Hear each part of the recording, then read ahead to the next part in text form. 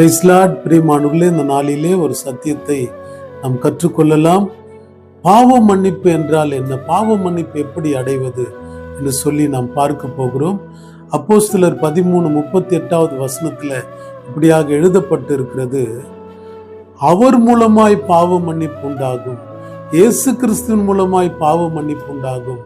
ஆகவேதான் அப்போஸ்தலர் 2:38 இப்படியாக எழுதப்பட்டு இருக்கிறது, நீங்கள் மனம் திரும்பி ஒவ்வொருவரும் பாவ மன்னிப்புக்கென்று இயேசு கிறிஸ்து நாமத்தினாலே ஞானஸ்தானம் பெற்றுக்கொள்ளுங்கள், பரிசுத்தாவின் வரத்தை பெறுவீர்கள் என்று சொல்லி. பிரியமானவர்களே, எப்படி பாவ மன்னிப்பை நாம் பெற முடியும் என்று சொன்னால், பரிசுத்தாவின் அபிஷேகத்தை பெறும் பொழுதே, பரிசுத்தாவியை நாம் பெற்றுக்கொள்ளும் பொழுதே பாவ மன்னிப்பு நமக்கு உண்டாகும்.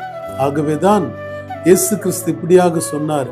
மத்தேயு 26:28 இப்படியாக இருக்கிறது, இது பாவ மன்னிப்பு உண்டாகும்படி அநேகருக்காக சிந்தப்படுகிற புதிய உடன்படிக்கைக்குரிய என்னுடைய ரத்தமா இருக்கிறது. பிரியமானவர்களே, இயேசு கிறிஸ்து கல்வாரி சிலுவையில நமக்காக சிந்தின ரத்தத்தின் வழியாக நமக்கு கிடைத்தது பரிசுத்த ஆவி. அந்த பரிசுத்த ஆவியை பெற்றுக்கொள்ளும் பொழுதே நாம் பாவ மன்னிப்பை நாம் பெற முடியும். அப்பொழுதுதான் நாம் பரலோகம் போக முடியும். பிரியமானவர்களே, நாம் பரிசுத்த ஆவியை நாம் பெற்றுக்கொள்ளுவோம், பாவ மன்னிப்பு அடைவோம், பரலோகம் செல்லுவோம். கர்த்தர் தாமே நம்மை ஆசீர்வதிப்பார். ஆமென்.